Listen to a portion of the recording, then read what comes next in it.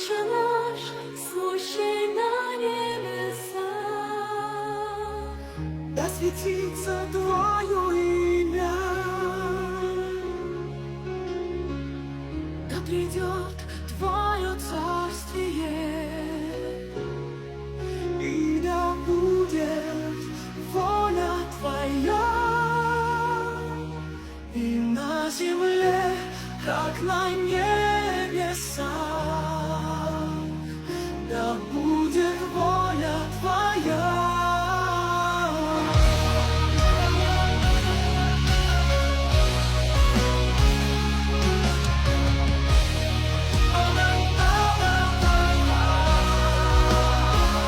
И на земле, как на небесах,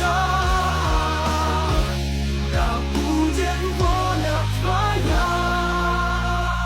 Хлеб наш насущный дай нам на этот день, и прости нам долги наши, так и мы прощаем должникам нашим.